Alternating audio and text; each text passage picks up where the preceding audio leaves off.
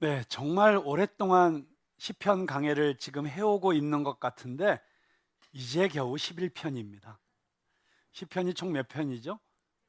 네, 150편인데 이제 겨우 11편인데 벌써 약간 지겨워지는 느낌이 계시는 분들도 있을 거라고 생각합니다. 왜냐하면 너무 비슷한 말들이 계속 나오니까. 제일 자주 등장하는 단어들이 뭐예요? 시편 1편부터 지금 11편까지 오는 동안에 지금 계속 반복해서 제일 자주 등장한 단어들 뭘까요? 네, 의인, 악인, 의인, 악인. 거의 시편마다 의인, 악인이 등장하고 의인의 길, 악인의 길, 의인의 행사, 악인의 꾀, 뭐 이런 많은 의인, 악인이 등장을 합니다.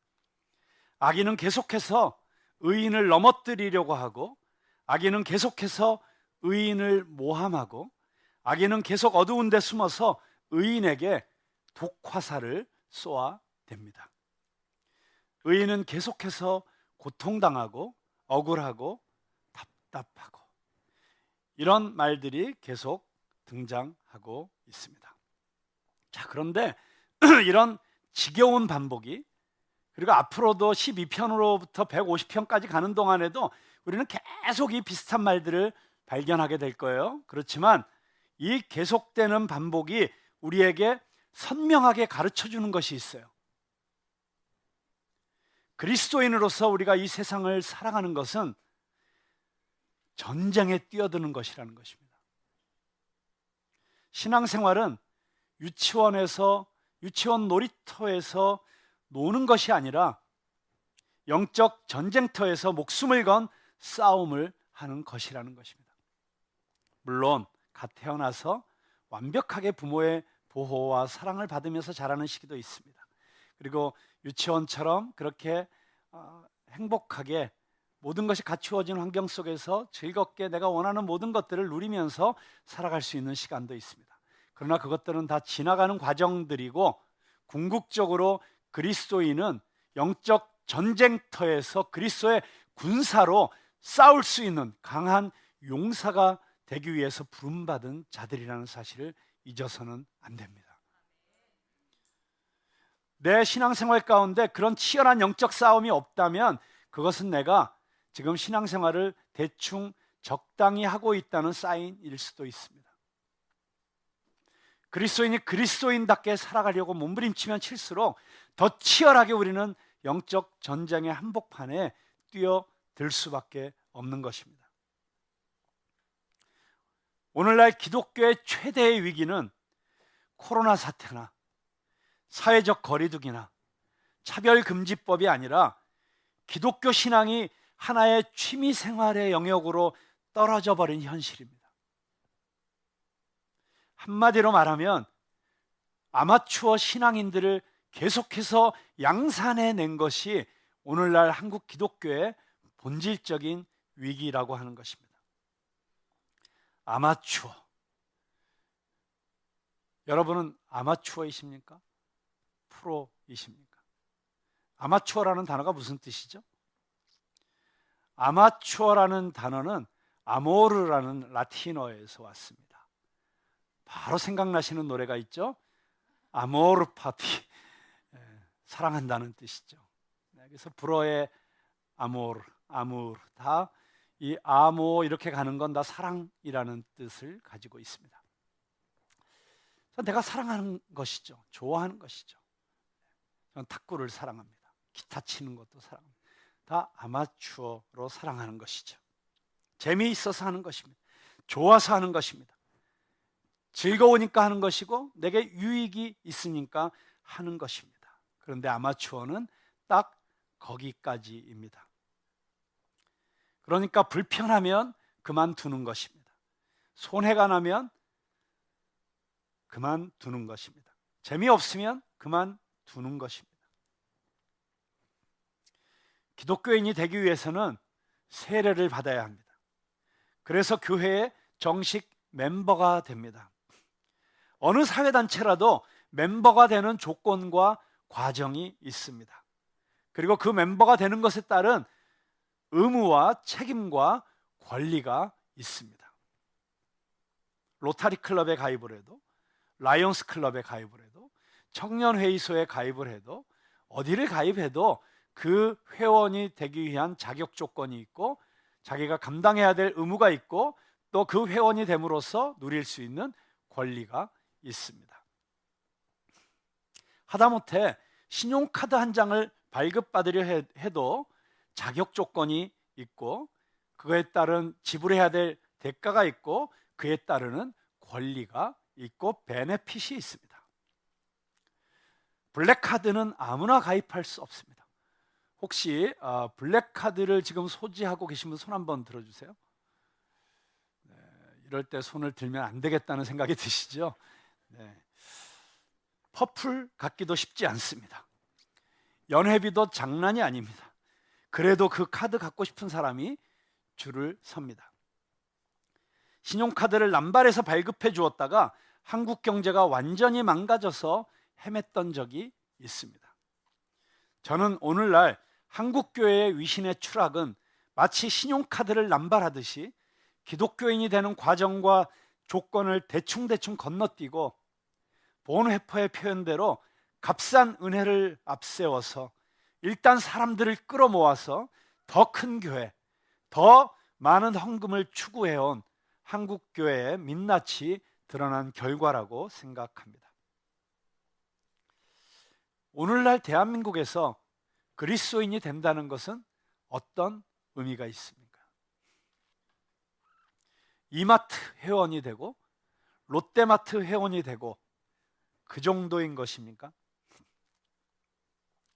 올해 초에 정말 하나님께서 특별하게 인도하신 가운데 교회의 데스티니라는 주제로 6주간 설교를 하게 해주셨고 그때 초대교회의 길을 묻다라고 하는 정말 놀라운 책을 통해서 저희 모두가 큰 가르침을 받았었습니다. 그때 우리가 초대교회를 연구하면서 우리 모두가 깜짝 놀랐었죠. 초대교회에서는 세례를 받기 위해서 3년 정도 훈련을 받아야만 했습니다.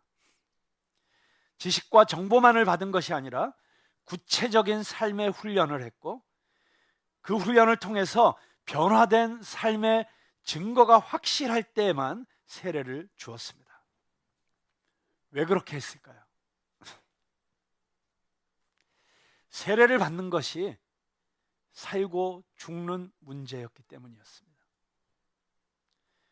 아멕스 플래티넘 카드 연회비 70만 원, 현대 퍼플 연회비 80만 원, 현대 블랙 연회비 200만 원, 그리스도인이 되는 것의 연회비 얼마일까요?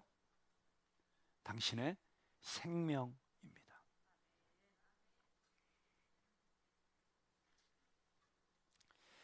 세례를 받고 그리스도인이 된다는 것은 자기 목숨을 언제든지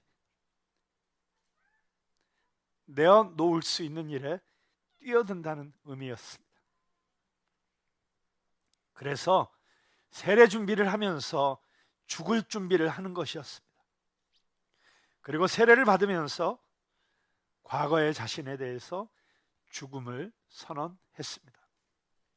갈라디아서 2장 20절 말씀, 내가 그리스도와 함께 십자가에 못 박혔나니 그런즉 이제는 내가 사는 것이 아니요 오직 내 안에 그리스도께서 사시는 것이라. 이제 내가 육체 가운데 사는 것은 나를 사랑하사 나를 위하여 자기 자신을 버리신 하나님의 아들을 믿는 믿음 안에서 사는 것이라. 나는 죽고 예수로 사는 삶, 그것이 그리스도인의 삶이었습니다. 세례 받으면서 이미 세상에 대하여 육신에 대하여 자아에 대하여 죽었기 때문에 이 세상이 줄 수 있는 것으로 유혹하거나 흔들 수 없는 사람, 이 세상이 가진 무기로 두렵게 하거나 불안하게 하거나 무릎 꿇게 할 수 없는 사람, 그게 자아에 대해서, 세상에 대해서, 죽음에 대해서 이미 죽음을 선포한 그리스도인의 능력이었습니다. 자, 여러분 여기서 잠깐 쉬어가기 퀴즈를 내겠습니다. 이 세상에서 제일 무서운 세 사람, 그 중에 한 사람이 나오고 있습니다. 네, 감사합니다. 자, 이 세상에서 제일 무서운 세 사람 누굴까요? 한번 짐작해 보세요. 네. 아재 개그예요. 그러니까 쉽게 생각하시고, 이 세상에서 제일 무서운 세 사람. 아내, 남편, 자식 새끼는 아닌가? 네, 저는 요즘 우리 딸이 제일 무섭던데. 네. 자, 답을 말씀드리죠. 소방관, 소경, 그리고 쇼핑 끝낸 아줌마. 왜 그럴까요? 소방관은 물불 안 가리니까, 소경은 눈에 뵈는 게 없으니까, 쇼핑 끝낸 아줌마는 볼장 다 봤으니까. 근데 여러분, 더 무서운 사람이 있죠. 죽은 사람. 죽은 사람은 진짜 어떻게 해볼 수가 없는 사람이에요. 세상에 대하여는 죽고 예수 안에서 다시 산 사람들은, 그래서 그들의 별명이 무엇이었습니까? 세상이 감당치 못할 사람들.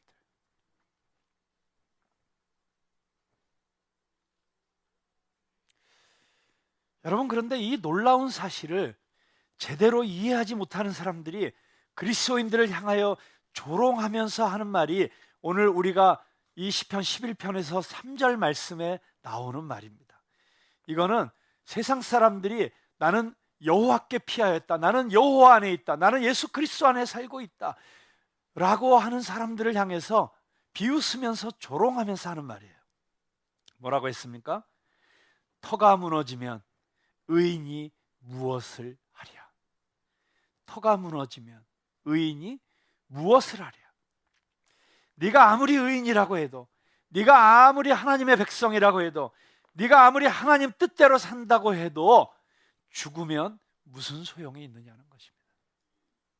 일단 살고 봐야 되지 않겠느냐는 말입니다.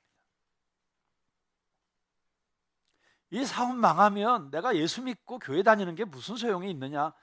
일단 사업을 성공시켜 놓고 봐야지. 일단 살고 봐야지. 네, 여러분 아십니까? 우리가 따르는 우리 주님 예수님은 죽기 위해서 이 땅에 오신 분이셨습니다. 그런데 제자들도 그 사실을 이해하고 받아들이기가 어려웠어요. 우리가 잘 아는 그 유명한 이야기 있죠. 예수님께서 제자들에게 물으셨습니다. 너희는 나를 누구라고 하느냐? 너희들이 생각하는 나는 어떤 존재냐? 그때 주는 그리스도시요 살아계신 하나님의 아들이십니다. 누가 대답했죠? 네, 베드로. 예수님께서 이 대답을 너무 기뻐하셨어요. 빙고! 바요나 시모나, 이 사실을 아는 것은 네가 육신을 따라서 아는 것이 아니요, 하나님께서 보내주신 성령을 통해서 네가 이걸 깨닫게 된 거야. 정답이야. 나는 그리스도요 살아계신 하나님의 아들이야 라고 예수님께서 박수를 쳐주셨습니다. 그리고 나서 예수님께서 이제 너희가 내가 어떤 존재인지 알았기 때문에 이제 내가 너희들에게, 다른 사람들에게 말하지 아니한 내 계획을 말해주겠다 라고 얘기하시면서, 나는 이제 예루살렘에 올라가서 십자가에 달려서 죽게 될 거야.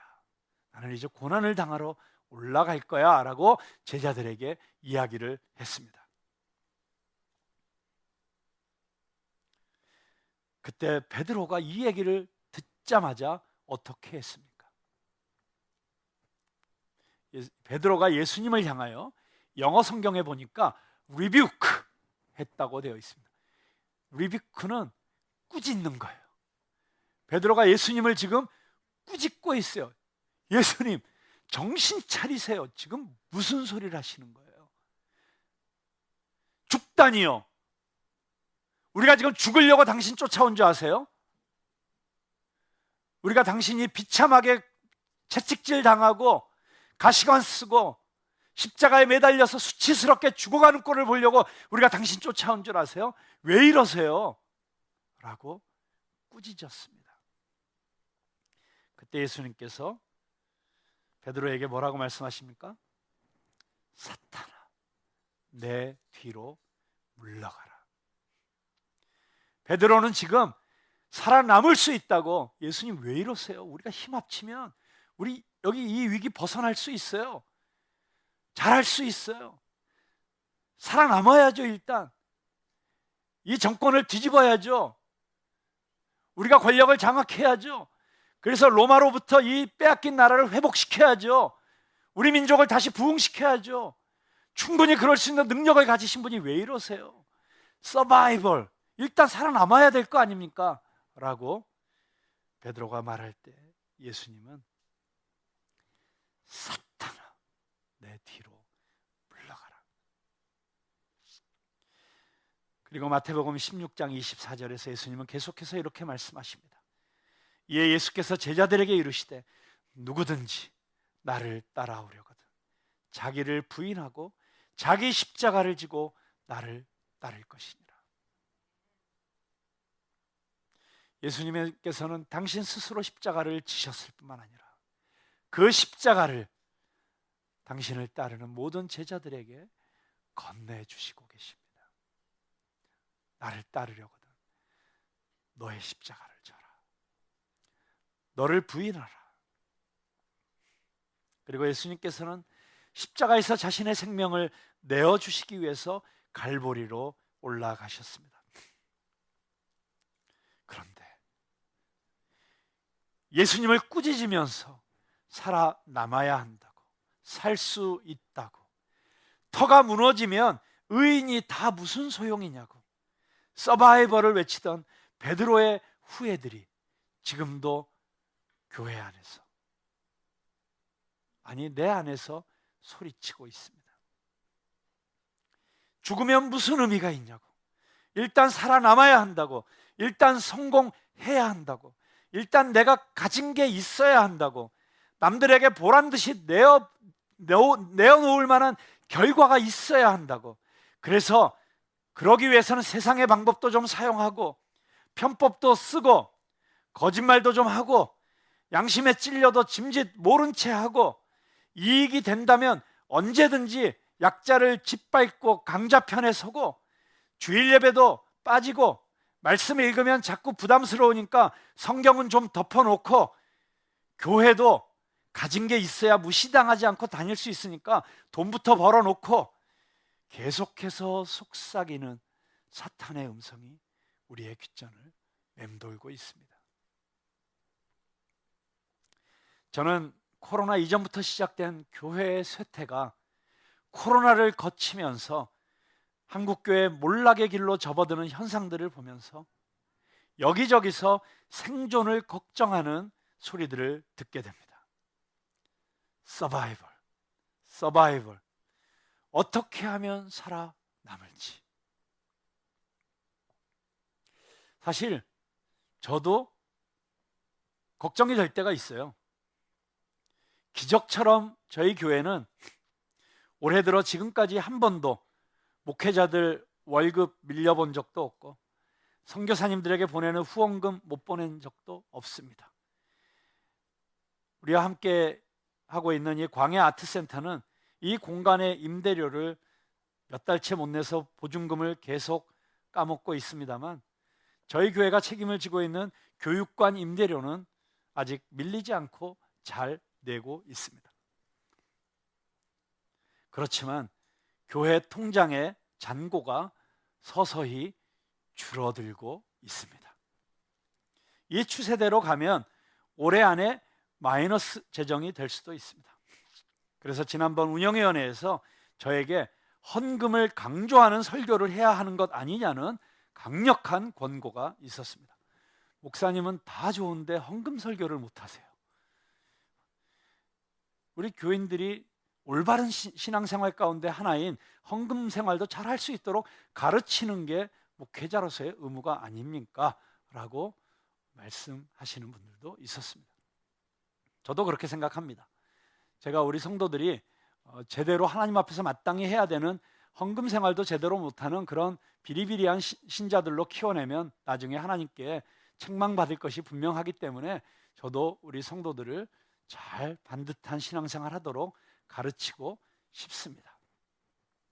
그런데 혹시라도 제 안에 그렇게 성도들에게 헌금을 생활 제대로 하라고 가르치는 것이 그들의 신앙의 유익과 하나님으로부터 마땅히 받아야 될 축복들을 누리게 하는 그 통로로서 올바로 서도록 가르치려는 동기가 아니라 지금 교회 재정이 부족하니까 교인들을 말씀으로 잘 가르쳐서 헌금을 더 내게 해서 우리 교회 재정을 더 채우려고 한다든지, 우리 교회가 더 넉넉하게 마음껏 하고 싶은 일을 할 수 있는 그런 재정을 더 크게 만들기 위해서라고 하는 동기가 혹시라도 제 안에 숨어 있을까 봐 아직 제가 헌금 설교를 제대로 못하고 있는 것 같습니다.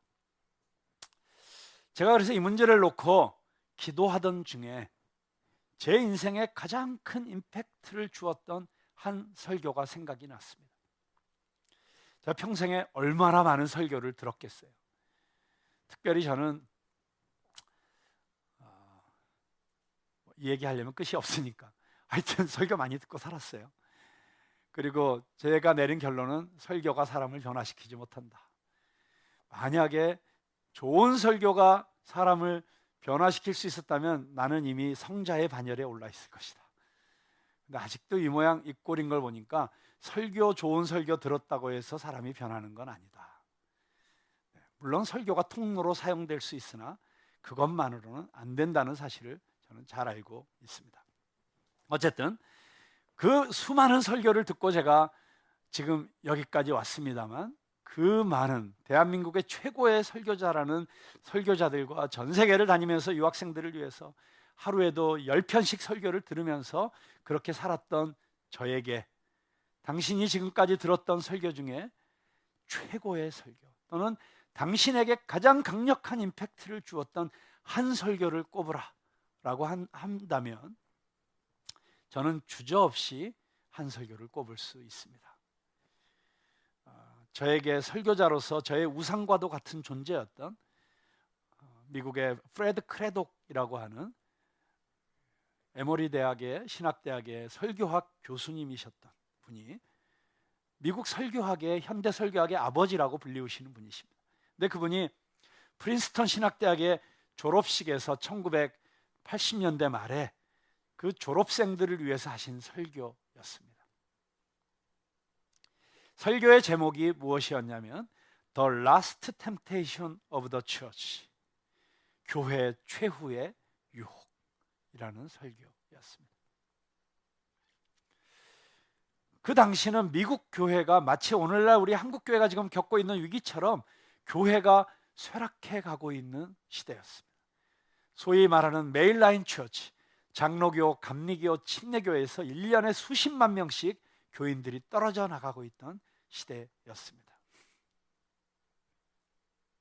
그런 우울한 분위기 속에서 이제 이 만만치 않은 환경 속에 목사로서 삶을 살아야 되는 이 신학교의 졸업생들에게 크레독 교수님은 그 설교의 결론에서 이렇게 말씀하십니다. 제가 그 설교의 결론 부분을 그대로 그냥 번역해서 읽어드릴게요. 예수님은 자살하지 않으셨습니다. 예수님은 자신의 생명을 내어놓으신 것이었습니다. 그리고 예수님께서는 교회를 향하여 너도 너의 생명을 내어놓으라고 말씀하시고 계십니다. 교회가 생존하려고 몸부림치지 않고 오히려 자신의 생명을 내어놓는다는 것이 무슨 뜻일까요? 글쎄요, 저도 아직 잘 모르겠어요. 근데 어쩌면 그것이 이런 뜻이 아닐까요? 내 자식이 아닌 다른 사람이 낳은 아이들을 위하여 내 호주머니를 비우는 것. 아니, 어쩌면 이런 뜻이 아닐까요? 진짜 자신의 육신의 부모가 아닌 나이 드신 분들을 나의 진짜 아버지나 어머니처럼 대하는 것. 내 혈육이 아닌 사람과 진정한 형제나 자매가 되는 것. 우리 사회가 불가촉 천민이라고 간주하는 사람들을 찾아가고 만져주는 것. 당신의 가까운 친구들과 이루고 있는 사회적 서클 한참 바깥에서 맴돌고 있는 사람들과 한 테이블에 앉아서 밥을 먹는 것. 도덕적 가치를 지키려고 하는 것이 공격받는 사회 속에서 양심적인 목소리가 되는 것. 전도하는 것이 여기저기서 웃음거리가 되는 세상 속에서 예수 그리스도의 참된 증인이 되는 것. 마치 오후의 티타임에서 이것도 옳고 저것도 옳고 이건 좋고 저건 싫고 그렇게 가벼운 이야기거리가 아닌 진정으로 복음의 변호인이 되고 복음을 변증하는 사람이 되는 것이 아닐까요? 교회 천장에 페인트 칠이 벗겨져 나가고 있는데도 교회의 재정을 더 어려운 사람들에게 나누어 주는 것은 아닐까요? 저는 정말 그렇게 생각합니다. 여러분들이 정말 그런 길을 걸어가면 여러분이 목회하게 될 교회 지도자들이 여러분에게 이렇게 이야기할 것입니다. 목사님, 이거 보세요. 이건 자살 행위입니다. 이건 자살이에요. 그런 이야기가 들릴 때 여러분은 결정하셔야 합니다.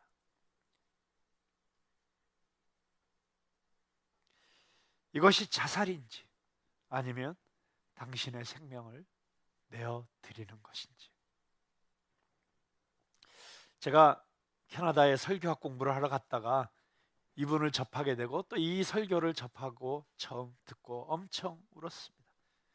그리고 수도 없이 반복해서 들으면서 기도했습니다.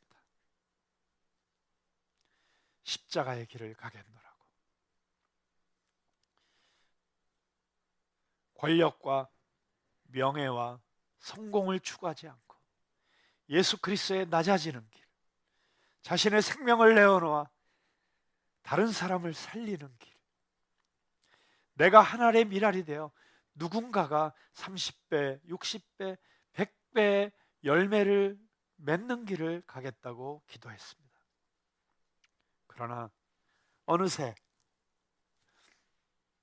한국에 돌아와서 이 자본주의적 가치에 물들어 있는 이 한국교회 안에서 사역하면서 소위 한국교회 셀럽들 틈에서 어쩔 수 없이 그들과 관계를 맺으며 일해야 하는 상황 속에서 교회의 사이즈가 모든 것을 평가하는 분위기 속에서 교회가 사용할 수 있는 재정의 규모가 그 교회의 영향력을 말하는 이런 분위기 속에서 영혼을 사랑하고 사람을 살리는 목회의 본질은 잃어버리고 먼저는 살아남는 교회가 되고 가능하면 성공한 교회의 목회자가 되려고 몸부림치고 있는 자신을 발견하고 깜짝깜짝 놀랄 때가 한두 번이 아니었습니다. 그래서 제 마음속에 은근히 하나님을 원망하고 투정하는 생각이 깊숙이 숨어 있는 것을 발견합니다. 나도 어느 목사님들처럼 돈도 있고 힘도 있어서 좀 뽀대나게 일하면 안 되나요?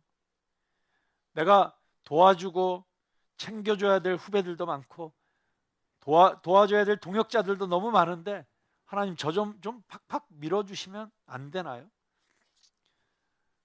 제가 농담처럼 늘 하는 얘기지만 하나님이 저에게 사람 복은 엄청나게 주셨는데 이상하게 돈은 안 주신다고. 그래서 돈 없이 60년을 살아오면서 사역을 해왔는데 아휴, 이젠 돈 없이 사역하는 것도 지쳤어요. 힘도 없고 돈도 없으니까 아무리 비전이 있으면 뭐해요? 터가 무너지면 의인이 무엇을 하랴. 너무 맞는 말 아닌가요? 터가 무너지면 의인이 무엇을 하랴.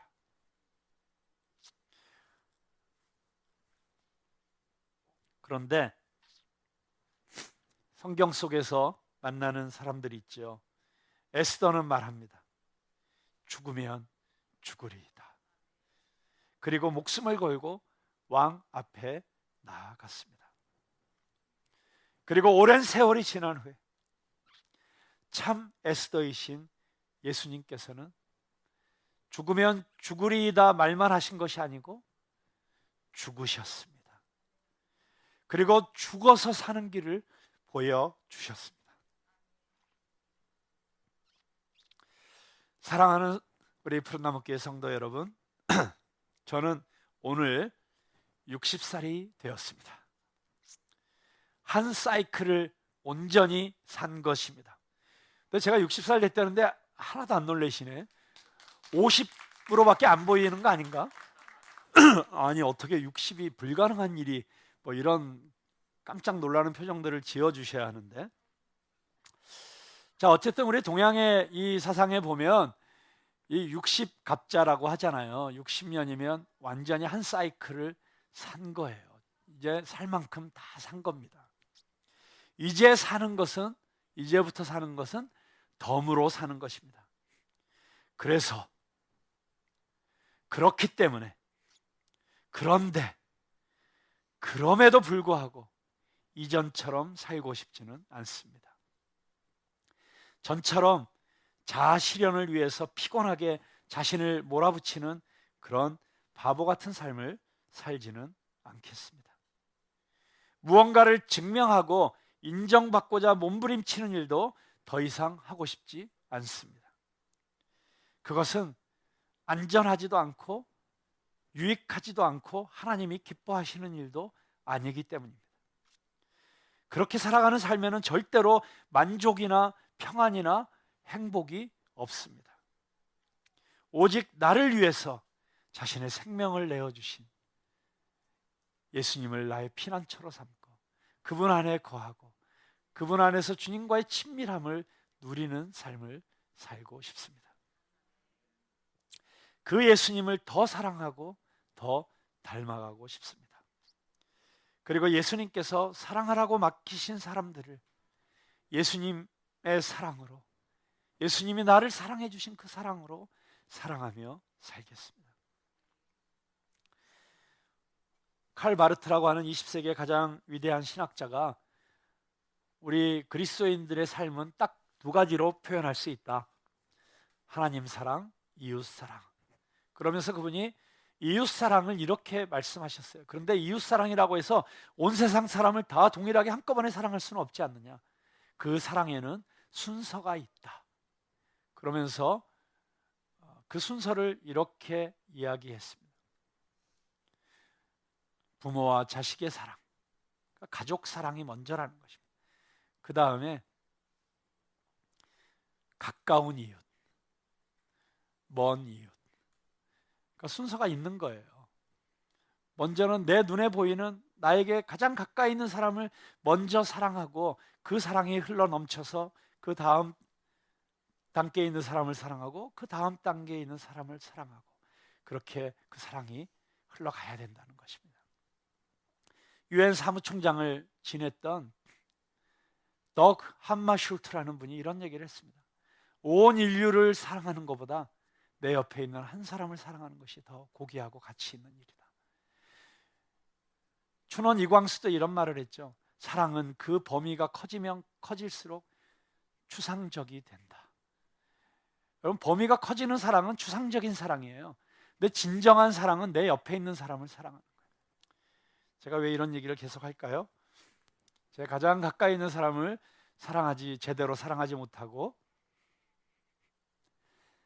산 것에 대한 회개와 반성과 결단을 담아서 이런 말을 하는 것입니다. 제가 30년 동안 속만 썩인 소녀가장 송정미 아내를 더 사랑하겠습니다. 하나님께서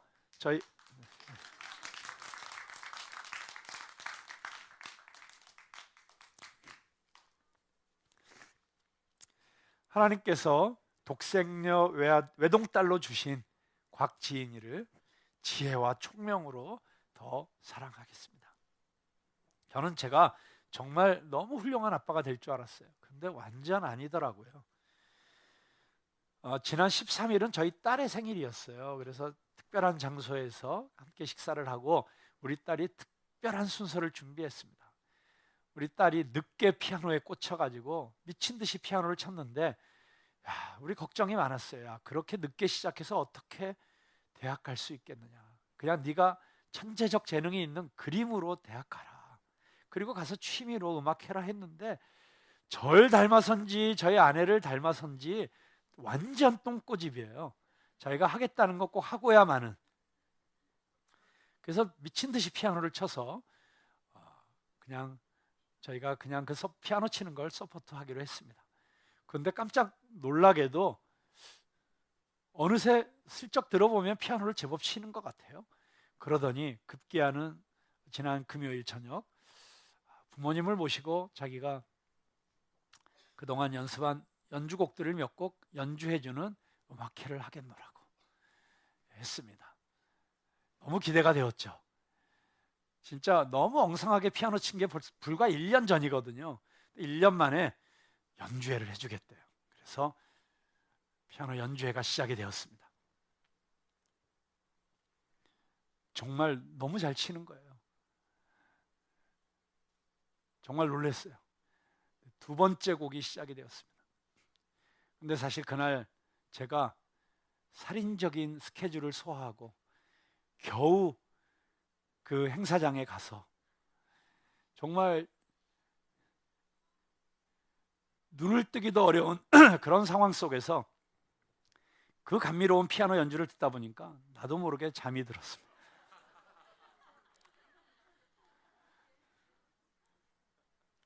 두 번째 곡을 끝내고 세 번째 곡을 들어가려다 말고 갑자기 곽지인이 나 오늘 망했어. 피아노 문을 딱 닫아버리고 벌떡 일어났습니다. 저 깜짝 놀라서 일어났죠. 지인아 왜 그래? 세 번째 곡 너무 좋잖아. 싫어. 됐어. 그리고는 집으로 가자고 했습니다. 제가 너무 후회가 되었습니다. 죽는 한이 있어도 눈을 바짝 뜨고 저의 평소에 그 화려한 리액션으로 진짜 세계 최고의 연주다라고 격려했어야 마땅한데, 나름대로는 자기가 정말 아무것도 못하는 피아니스트여서 이제 부모님에게 자기가 소중하게 준비한 곡을 들려주는 그 현장에서 잠을 자고 있었기 때문에 이 어린 아티스트의 기대와 소망을 무참하게 짓밟고 꺾어버린 꼴이 되어버리고 말았습니다. 제가 저 무너진 자존심을 회복하고 다시 누군가 앞에서 피아노 연주를 하겠다고 할 날이 언제쯤 올 수 있을지 참 걱정이 되었습니다. 제가 아티스트들을 위해서 한국 안에 있는 이 대한민국의 이 기가 막힌 아티스트들을 서포트해서 정말 저들이 하나님 나라의 최전선에서 문화예술로 복음을 전하는 사람들이 되도록 하겠다고 설레발치고 다니다가 정작 하나님께서 나에게 맡겨주신 가장 소중한 두 아티스트, 우리 송정미와 곽지인은 제대로 돌보지 못하고, 그리고 그 어린 꿈을 꺾어버린 이런 무지한 아버지가 바로 저였음을 생각하고 너무 가슴 아팠습니다. 그런데 제가 그렇게 참 무심하고 민감하지 못하고 배려심이 없는 그런 사람이었다 보니 우리 성도들도 아마 그런 상처들을 엄청 받았을 거라는 생각을 했습니다. 기대감을 갖고 저를 만났고 저와 대화를 하고 싶어 했고 또 저에게 무엇인가를 바라고 있을 때 제가 정말 딸의 그 엄청난 연주를 들으면서 잠자는 그런 못난 아빠처럼 그렇게 무심하게 표정을 짓고 행동을 하고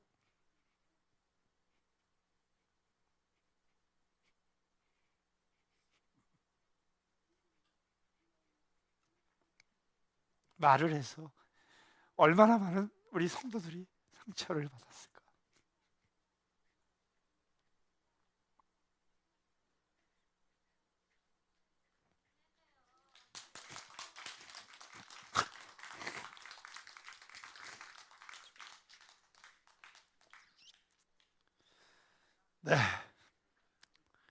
그래서 저같이 이런 부족한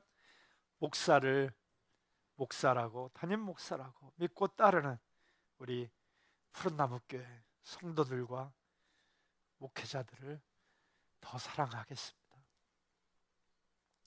우리 목회자들이 저와 함께 이 푸른나무교회를 목회하는 기간이 저들의 일생에 잊지 못할 시간이 되고 저들이 완전히 다른 차원의 그런 사역자들로 업그레이드 되도록 하는데 저의 최선을 다하겠습니다. 무엇보다도 이 자리에 계신 우리 성도들 한 분 한 분을 최선을 다해서 사랑하도록 노력하겠습니다. 물론 여전히 부족할 것입니다. 시간과 능력에 한계가 있으니까요. 그러나 최소한 우리 성도들의 영적 성장을 위해서 저희 최선을 다하고 기도하고 우리 성도들을 돌보고 이 세상 가운데서 보호하고 지키는데 저희 최선을 다하겠습니다. 저 하나님의 은혜가 너무 큰 것 같아요. 제가 올해 들어서 제 삶에 놀라운 변화들이 일어나고 있는데 가장 눈에 띄는 변화는 저의 몸매의 변화였습니다. 제 몸이 바뀌었습니다. 몸으로부터 시작되는 것이 맞다고 생각합니다.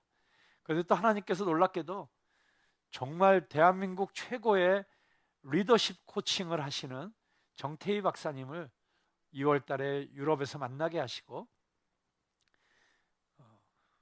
그분이 정말 대한민국의 최고의 기업인들, 사업가들 엄청나게 비싼 돈을 받고 코칭해 주시는 분인데 저희 교회를 돕고 싶은 마음에 평생에 처음으로 무료로 코칭을 해주시겠다고 해서 저를 코칭해 주시고 계십니다. 그리고 그 코칭의 가장 주요한 내용이 제가 지금 제일 못하고 있는 일들을 변화시킬 수 있는 습관을 만들어 주시는 일을 하고 계시는데 아직 눈에 띄게 달라지지는 않았겠으나 달라지고 있습니다. 또한 우리 성도들도 그렇게 제가 섬기고 사랑할 뿐만 아니라 하나님께서 맡겨주신 문화예술인들을 사랑하고 섬기는 일을 또한 계속하겠습니다. 대한민국의 최고의 자원인 이 문화예술 엔터테인먼트 영역을 복음화하고 저들이 전도와 교회의 부흥에 앞장서고 땅끝까지 복음을 전하는 일을 하도록 돕는 일에 저는 남은 인생을 바치려고 합니다. 그리고 그 비전을 우리 성도들과 함께 공유하고 우리 성도들이 그 비전을 함께 붙잡고 같이 섬기며 나아가는 교회를 같이 만들었으면 좋겠습니다. 오늘날 한국교회의 가장 심각한 문제는 교회가 둘로 갈라져 있는 것입니다. 진보와 보수로 갈라져서 서로 치고받다가 서로 망해가는 이 한국교회를 치유하고 회복하는 일을 위해서 저에게 주신 보리떡 5개, 물고기 2마리를 주님의 손에 올려드리겠습니다. 그리고 그것이 무엇이든 예수님께서 부르신 부르심을 위해서는 그리고 그때 보여주시는 것들, 말씀해 주시는 것들 저의 목숨을 걸고 순종하겠습니다. 그런데 충분히 짐작할 수 있습니다. 그 길을 가는 것이 결코 쉽지 않을 것입니다. 제가 지금 말하고 있는 일들만 해도 너무 엄청난 일이잖아요. 어떻게 제가 그런 일을 감당할 수 있겠어요? 어떻게 이 작은 공동체가 그런 일들을 감당할 수 있겠어요? 그 일을 할 수 있는 힘도 없습니다. 영향력도 없습니다. 돈도 없습니다. 영적인 권위도 없습니다. 그래서 끊임없이 힘들 것이고 아플 것이고 상처받을 것이고 포기하고 싶어질 것입니다. 그런데 그때마다 기억하겠습니다. 예수님은 가장 연약한 자의 모습으로 우리에게 다가오십니다. 아까 제가 설교를 인용했던 프레드 크레독 교수님은 미국에서 히피 문화가 휩쓸면서 모든 기존의 가치와 권위들이 부정당하던, 그래서 그 당시에 그 사회의 가장 권위의 상징이었던 대학의 교수들, 또 교회의 성직자들, 법원의 판사들, 이런 모든 권위들이 그때까지의 미국 사회를 지탱하고 있던 그 오토리티들, 그 권위들이 무너져 내리는 상황 속에서 그분은 미국 설교의 흐름을 완전히 바꿔놓는 한 권의 책을 쓰셨습니다. 그 책의 제목이 바로 As One Without Authority, As One Without Authority입니다. 설교자뿐만이 아니라 지금 이 포스트 모던 시대에 세상과 소통하고 싶은 모든 사람이 꼭 읽어야 할 명저입니다. 힘없는 사람으로, 권위 없는 사람으로서, 약한 자의 모습으로, 약한 채 하는 그런 것이 아니라 진정으로 힘이 빠진 사람으로서 우리 설교자들이 설교해야 된다는 것을 프레드 크레독 교수님은 이미 40년 전에 어쩌면 지금 이 시대의 한국교회 목사들을 위하여 그렇게 외치셨던 것 같습니다. 그러고 보니까 하나님께서 저에게 엄청난 영적인 카리스마나, 제가 그런 카리스마 없는 거 아시죠? 큰 교회 담임 목사직이나 빵빵한 후원 조직이나 그런 것들을 지난 수십 년 동안 전혀 주시지 않았음이 참 감사한 일입니다. 예수님처럼 상처 입은 치유자로, 힘없는 연약한 자로서, 그렇게 우리 교회의 모토처럼 날개가 부러진 자들, 가지가 꺾인 자들, 이 세상에서 소외된 이웃들, 북녘땅의 장애인들, 평생을 세계인들의 입맛을 위해서 노동하지만 겨우 생계를 이어가는 이디오피아의 커피 노동자들, 우리 바퍼에서 매일 어쩌면 그날 한 끼 식사의 모든 것인 그 밥 한 끼를 기다리고 있는 노숙자들, 하나님께서 우리에게 보여주시는 대로 이것저것 따지지 말고 계산하지 말고 그냥 우리가 드릴 수 있는 오병이어를 주님 앞에 올려드리면서 그렇게 나아가는 저와 여러분이 되었으면 좋겠습니다.